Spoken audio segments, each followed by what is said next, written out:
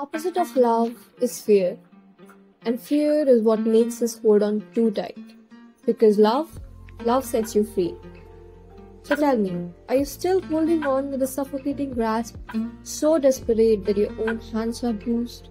Tell me, are you so consumed by the fear of letting go that you have forgotten how to love?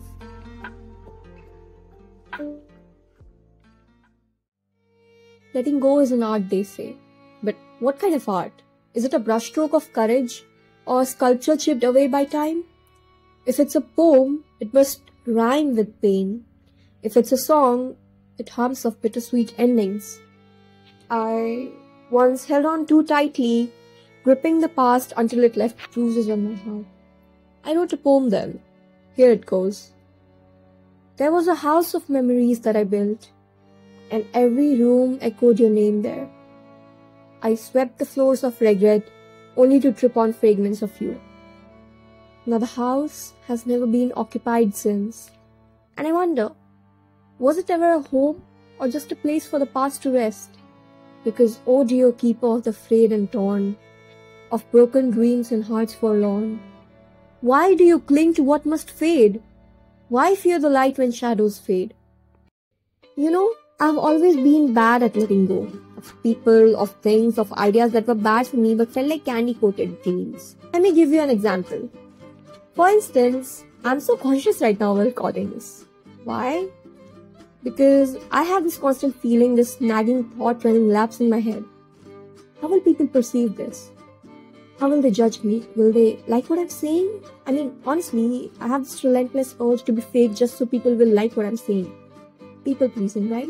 That's what it's called.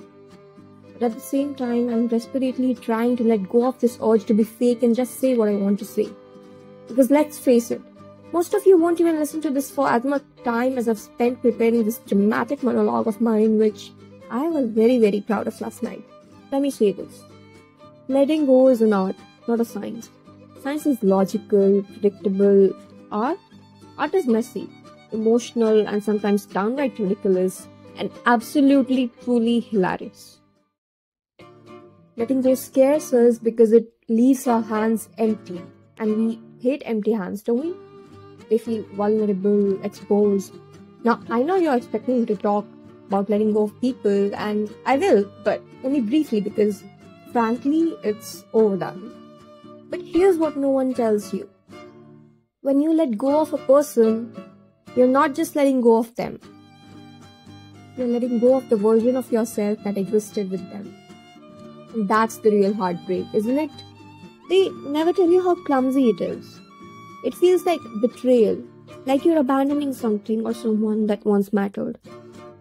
Sometimes we hold on to things because we don't realize how much they are weighing us down. Like that email you keep in your drafts, the one you'll send someday, or the guilt from a mistake you made 5 years ago that no one remembers but you. Why do we do this? Because we confuse holding on with holding on. As if clutching our burdens tightly will somehow make us stronger. But strength is not in the grip. It's in the release. Look, letting go is not a single moment. It's a series of moments. It's deciding every day, every hour to loosen your grip just a little more. It's not glamorous or poetic. It's awkward and human and deeply, deeply liberating. So here's my challenge to you. Find one thing you've been holding on to. An object, a grudge, a dream. Let it go. And if you can't, that's okay. Try again tomorrow. Because the art of letting go isn't about perfection. It's about progress.